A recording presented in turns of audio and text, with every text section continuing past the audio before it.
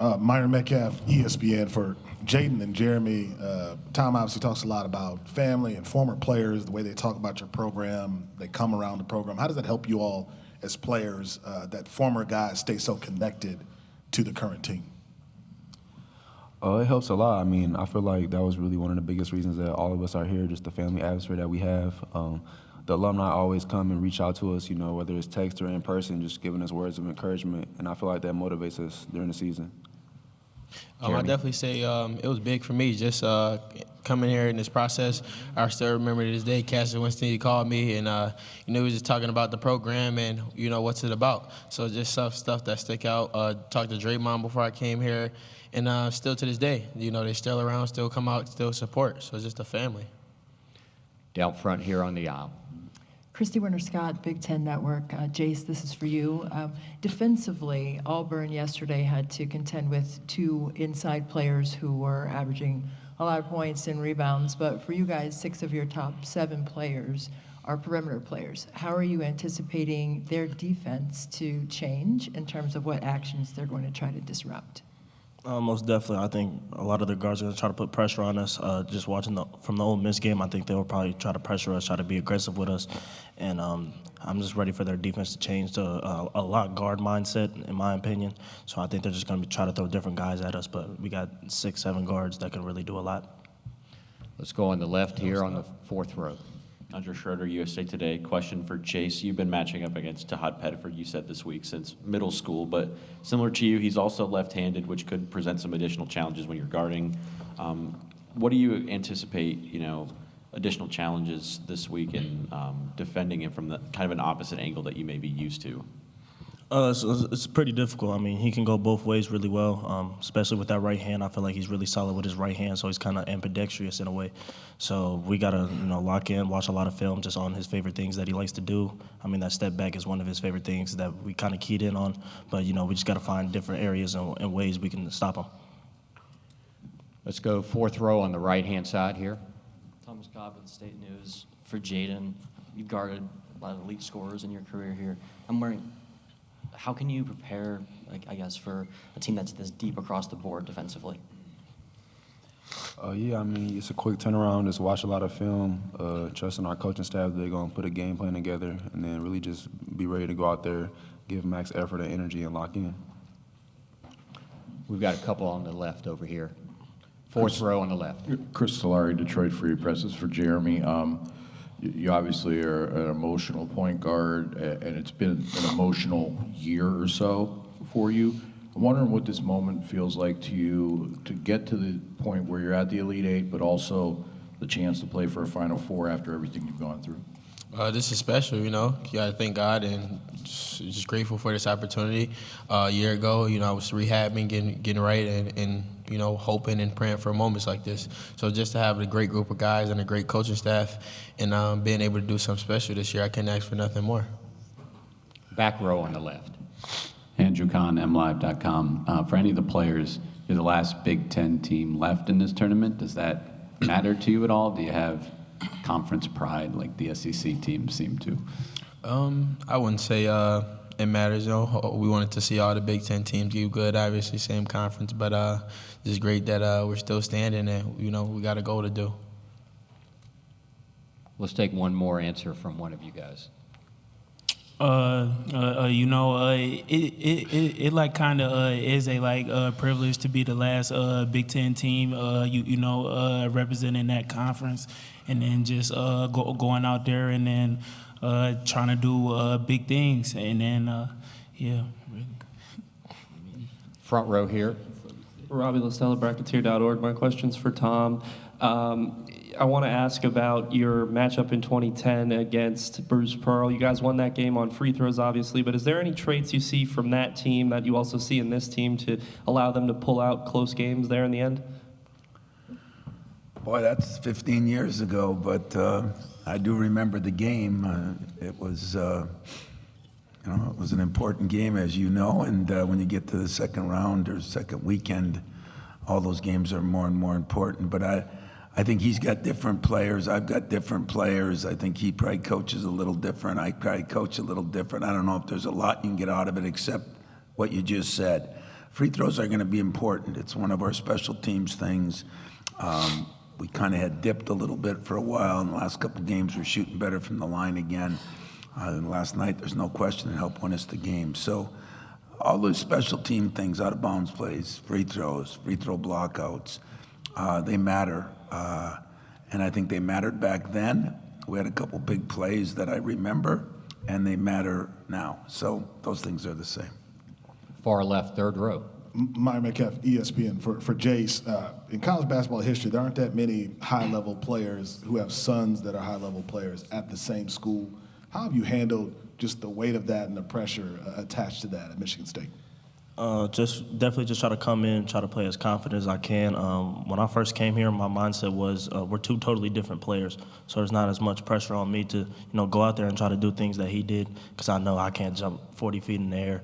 So for me, You're right. So for me, just go out there, play with as much fun, play with joy, and just go out there and have fun. Down front, first row. Christy Winter-Scott, Big Ten Network. Coach Izzo, this is for you. With their trifecta, if you will, of scores that combined for 62 points yesterday, Broome, Jones, and Pettiford, what defensive challenges do they pose with how they were able to manufacture that level of offense? Yeah, I mean, they're all different, of course, but Broome is an incredible player, but the other two guys can make shots, and they can make shots from a lot of different places, and to get 62 other points, these guys are going to be challenged a little bit. We're going to have to do some different things with Broome because he scores it in so many different ways, and we got a couple different things we'd like to do with him. But the other ones are just defend from long range, short range. They can put it on the floor. They can shoot it from the logo. We're just going to have to try to make sure we contain them. We're not going to stop them, but we're going to contain them. And if we can do that, we can get some rebounds, we can run, and I think that is a big part of our game too. On the right, on the fourth row. Tom Izzo with the State News for Coen. I'm wondering, with last night being your first career start in your hometown in the Sweet 16, what kind of lessons did that teach you heading into the bigger stage? Yeah, I think I had a lot of excitement going into that, and I didn't really play how I wanted to the first half.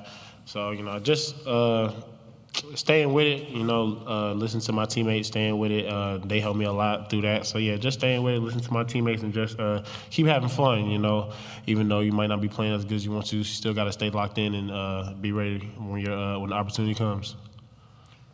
Third row on the far left. Myron Metcalf, ESPN again.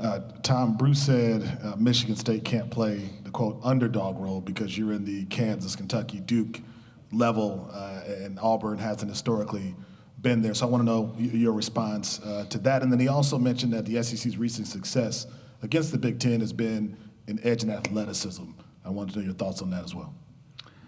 Yeah, I don't know. I mean, every team's different, and Bruce has done a hell of a job at a couple different SEC schools, Tennessee and, of course, Auburn. And, I'm just grateful for who I have and what I have. We're different teams in a lot of different ways. We're similar teams in a lot of different ways. But I don't know what's an underdog. You get to this point, and there are no underdogs. If he wants to make us a favorite, I'm cool with that. If he wants to make us an underdog, I've been in that role before too. I think that's the advantage of being where I've been. And, we've been a 1 seed and got to a Final Four, and we've been a 7 seed and got to a Final Four. So I don't know if the seed matters. I don't know if the underdog matters. I think the players matter and how they play the game. Coaches get credit. The players play the game.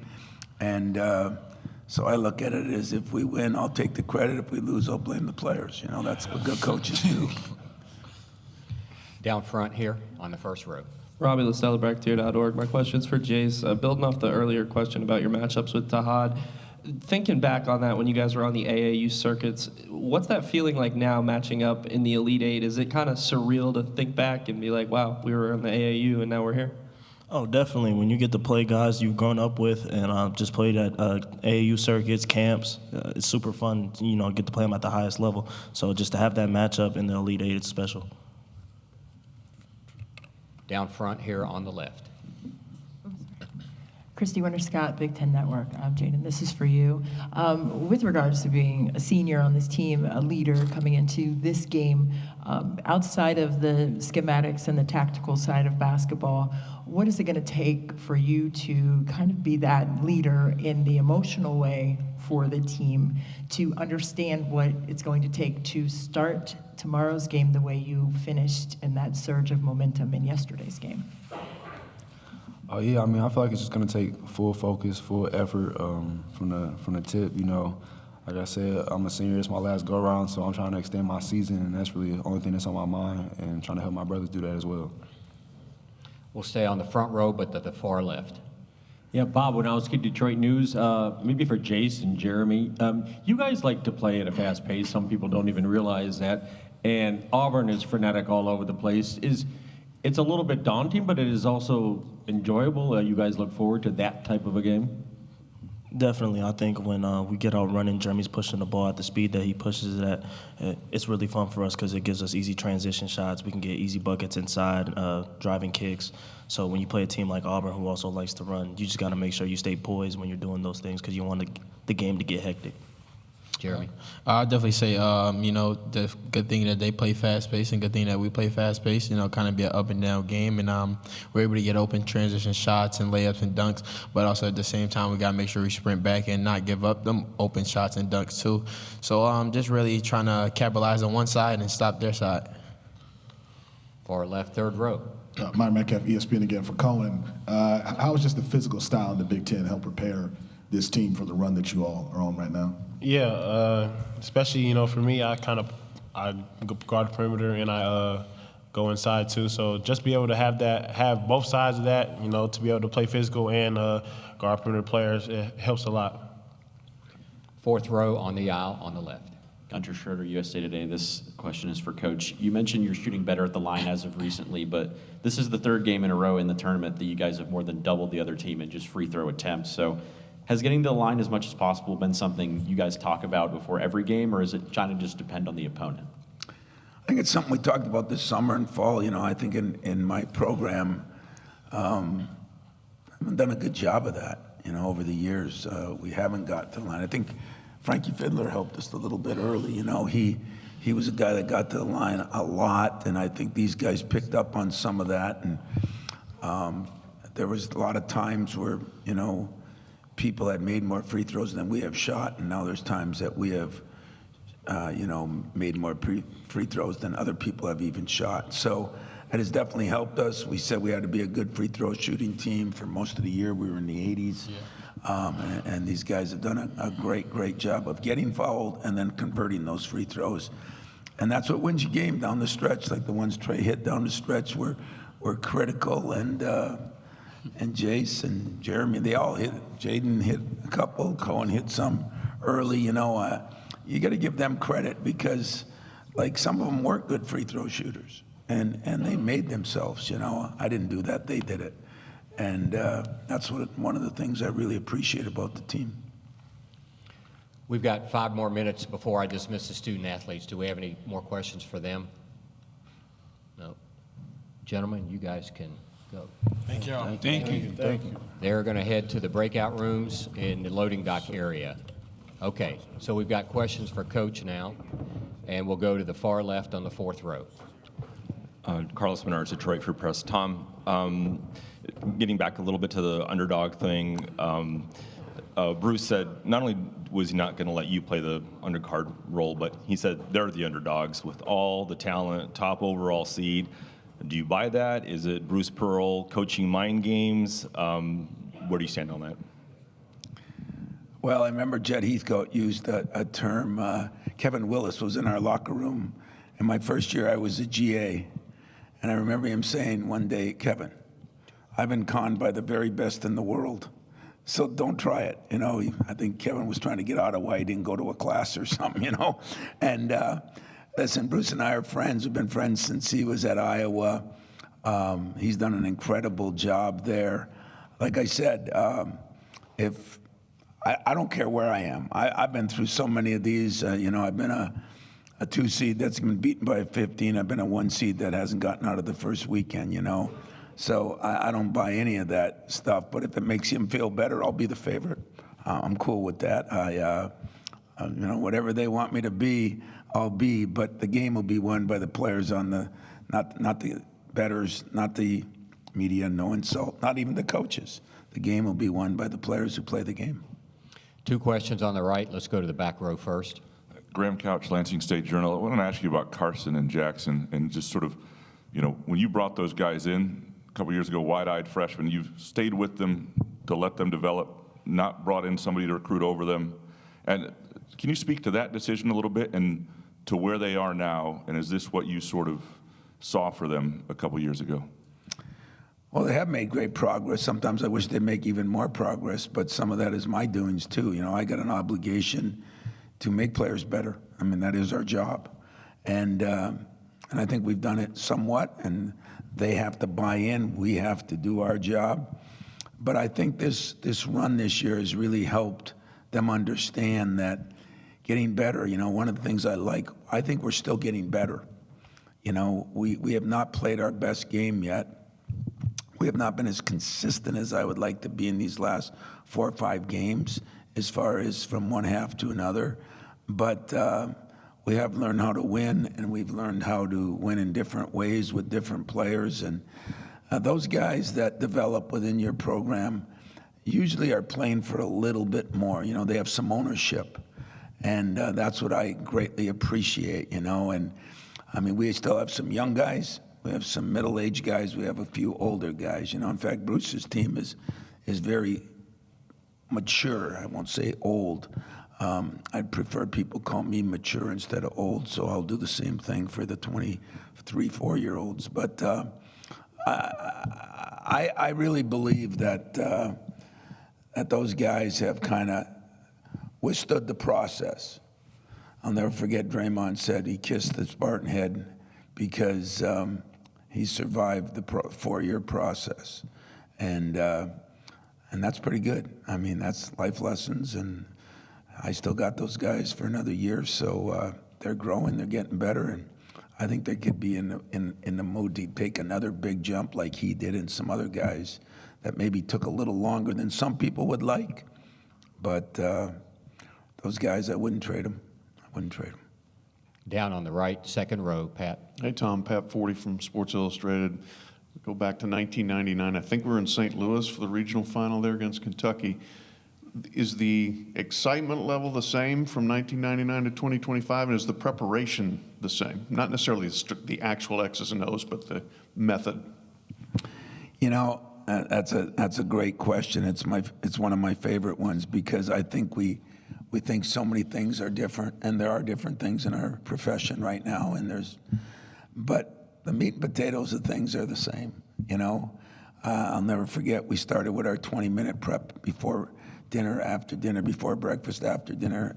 That was the first time in '97 when we played Princeton, and then or '98. Then we just used that. That's been the same. You still got to defend, rebound, and run. That's been the same. You have to talk to players differently. You have to make adjustments. You got more people. But when it gets down to that locker room before the game, it's all the same. And, thank God I had the Mateen Cleaveses of the world back then. I had Antonio Smith that almost killed me in the huddle because we were down 17-4 to Kentucky.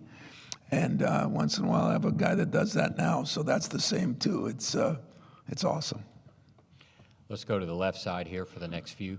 Myron Metcalf, ESPN. Tom, you take a lot of pride in connecting generations of Spartans. Former players come back to East Lansing, they talk to your guys. How important has that been to your ongoing success? And in this new turbulent climate, how difficult will it be for teams to recreate that going forward? Yeah, I don't know that, but I just know this. It is the most important thing for me. Because you got to understand that if, like Jason Richardson, I mean, none of us like anybody more than our kids. No insult to wives or parents now and this and that. Your kids are the most important thing you have. And when you have former players that feel like their experience here was good enough that they'll send their kids, that's pretty awesome. But like last night, it was funny because Smitty brought in a bunch of guys, and Kevin Willis was here, and he gets back once in a while. He's got a son who lives in Grand Rapids, but my guys were just enamored by how big, strong, and in shape he still looks, and he's 60 years old or whatever, and you know what I enjoyed? I watched Kevin act like a 20-year-old. He was picking players up. He was laughing with them. He felt so connected. He picked me up, he just got caught up in the fever. And I think if we lose that, to me, that'll be a shame. I don't know how you consistently do it if you move in parts, but I guess I'll learn to do that like I've learned to do everything else. I'm sure as hell not going to worry about it now, but those former players, and there are going to be a slew of them here tomorrow, they can speak to the current players differently. They can tell them, even the guys on my staff, I got Austin and TK, I had DJ and Monty, guys that have been to a Final Four, guys that have been to Elite Eights, both as a player and as a coach. That helps me stay connected as people think you get older and lose connections with your players. Those guys that are saying almost the same things, I mean, hell, when Draymond calls, he says it, or Mateen, those guys say it worse than I do, And I love that. I really do. Stay on the left on the back row.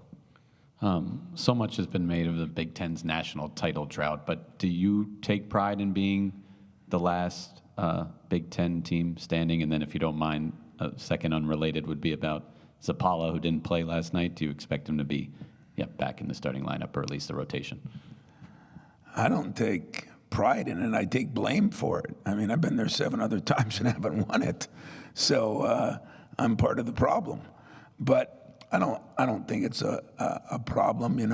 This I've heard some of you even write articles and speak about it. It really comes down to matchups sometimes. Everybody talks about style of play.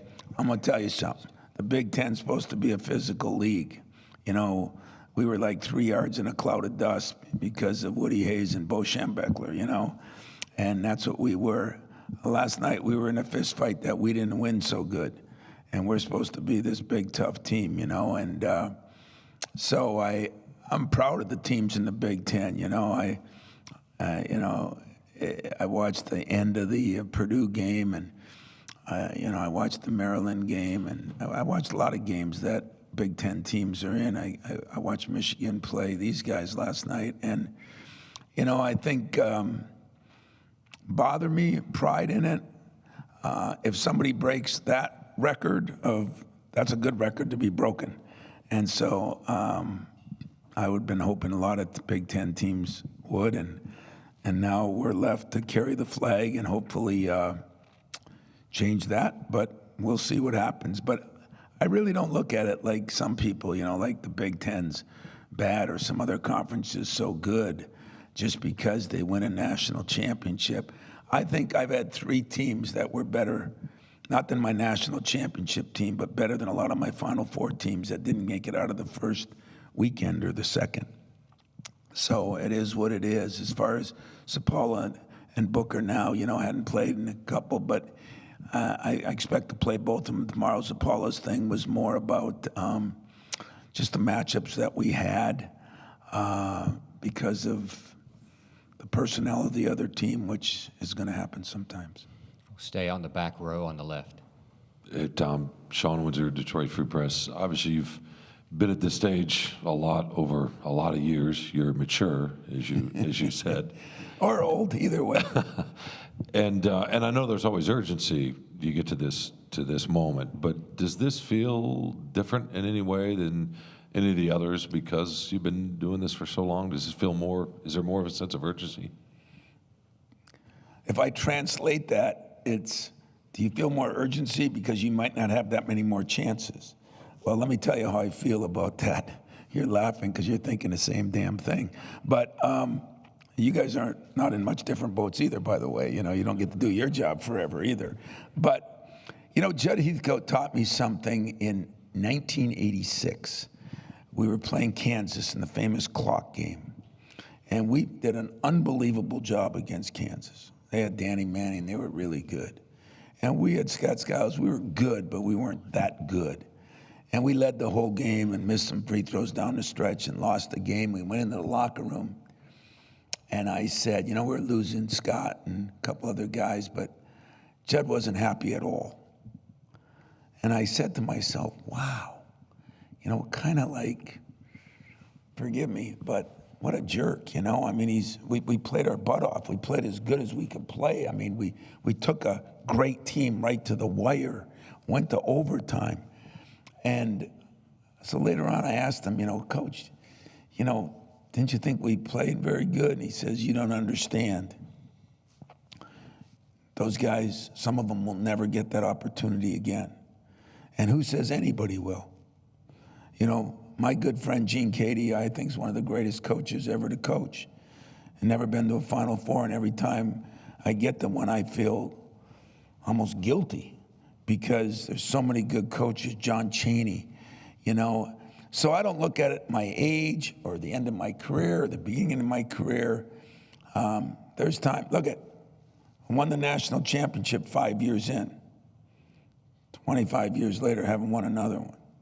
So every time I play, I don't look at my end is near. I look at I have an opportunity to do something that you may never get another opportunity to do again. And that's kind of the way I approach it. And so I don't feel any pressure that, wow, you might not get it. The pressure is you might not get another chance. Having nothing to do with how old you are or anything else, just fact of life. You might not get another chance.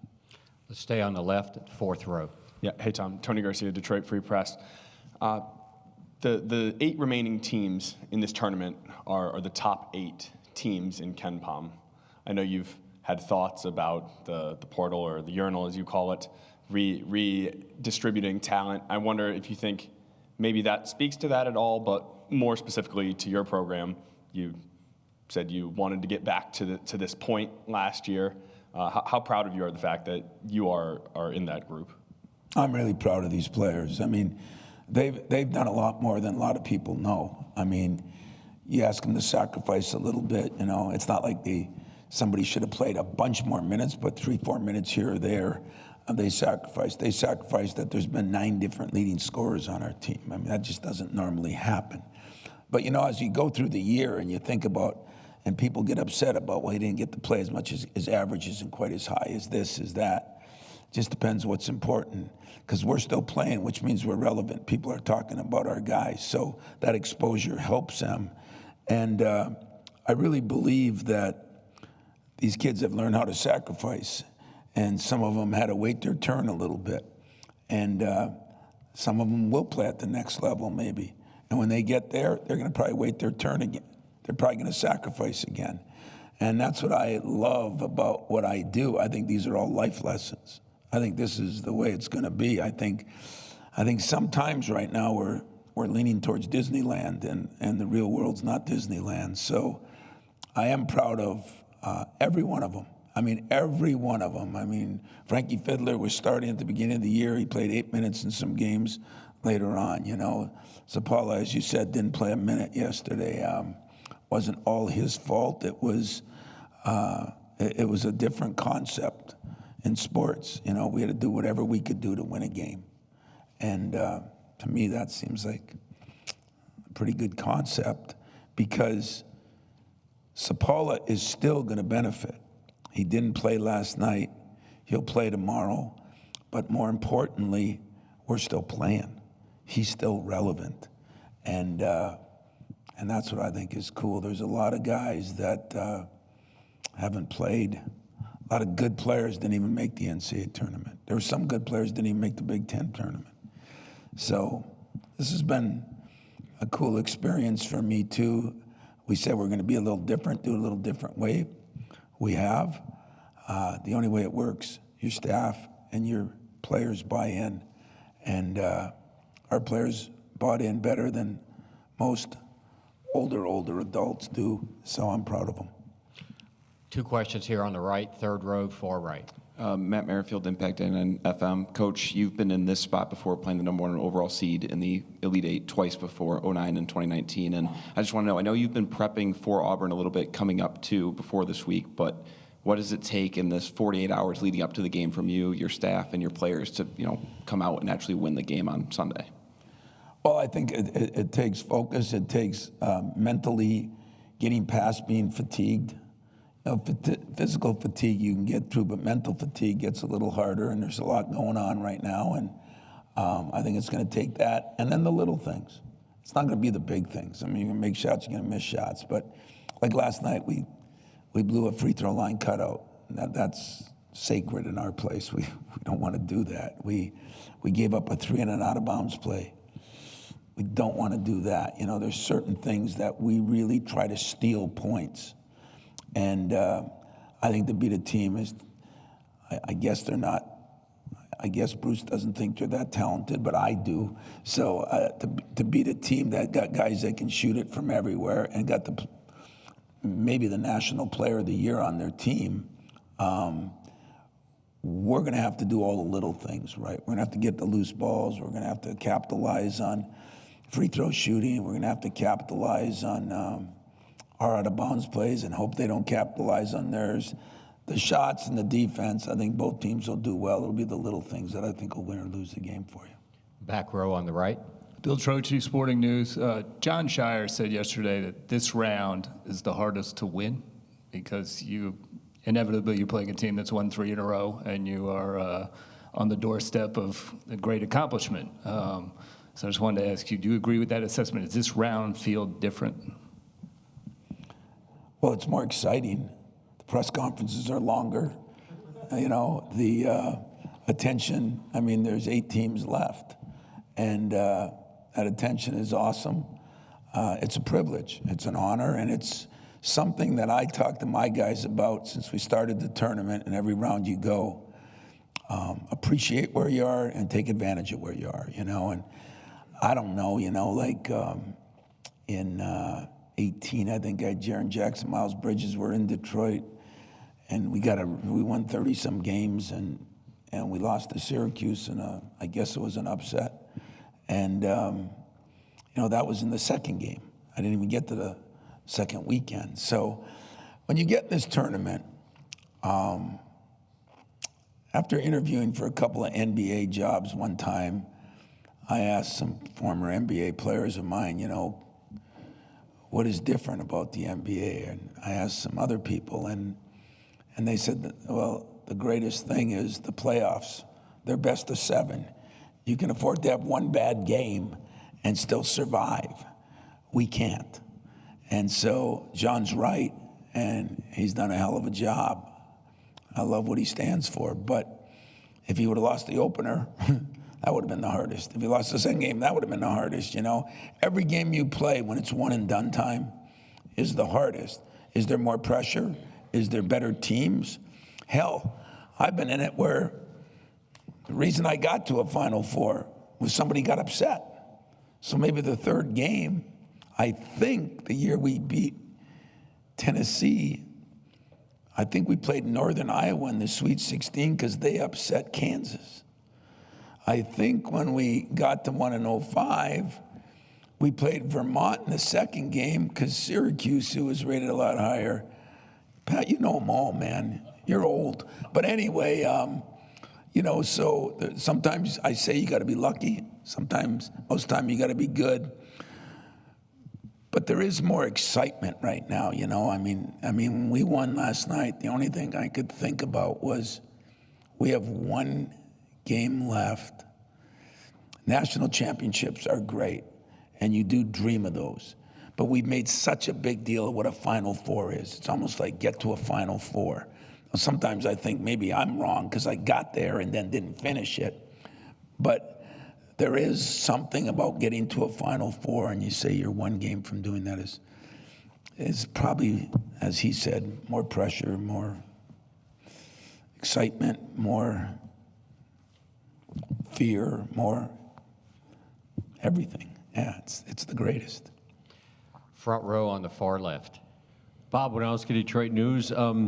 Tom, when you look at a team like Auburn that with its explosiveness and its athletes and its speed, and you guys don't shy away from that, but is there a danger in getting caught up in that? Like if playing their game, I know their game is like your game, but how do you counsel your players on handling what Auburn brings? Yeah, they bring it in a lot of different ways. As you say, they can be frenetic in a way, you know, and they come at you. They have athletes. They have size. You know, they're big guards, you know, 6'2", but then it's 6'6", 6'7", 6'7". They bring in waves of people like that. I think that's one of the advantages of playing in these major conferences and playing good schedules is you get to see a lot of different people and have to develop different ways to win games. But I think for the most part, what I learned, again, early in my career playing Wisconsin and Dick Bennett, you know, we had to play him 4 times in 1 year. I was thinking about that if we would have to play Michigan again. And the 4th time, as I'm sure Pat remembers, was in Indy, and it was for the semifinals. And I think, now I'm not positive on the score, I think it was 19-17 at halftime. Hey, it was good defense. Some of your columns are brutal. But anyway, you know, 1917, I came walking up, and an old friend of mine, Kevin O'Neill, was doing and he looks at me and says, "What was that?" And I said, "You know what, we had to do." And then after the game, everybody, "How are you going to stay with Florida, you know?" And we beat them 90-70 or 89 or whatever it was. And I've learned early in my career that you better be able to adjust and play big, small, fast, slow, fist fight, or, you know, prom date. You know, you can do a lot of different things. And that's kind of the way I try to approach my guys. You know, we got to be prepared because we're not just trying to win the league. You're always trying to go deep into the tournament. And so I looked at it then early on, and I haven't changed much. We're not going to get caught up in what they do. I wasn't going to change Dick Bennett. He was one of the great coaches, and his teams were so tough and disciplined, and they were going to be so patient. I wasn't going to speed them up. So if I had to play Smash Mouth, I learned how to play Smash Mouth. If I had to play Racehorse, I think my team can play Racehorse. I do think my team can't shoot the 3 like his team can. And we don't have an inside player like his. But we have 10 guys that are on a mission, and the mission is to get to San Antonio, and we're going to try to make that happen. Coach, that's all the time we have. Appreciate it. Thank you very much. Thank you.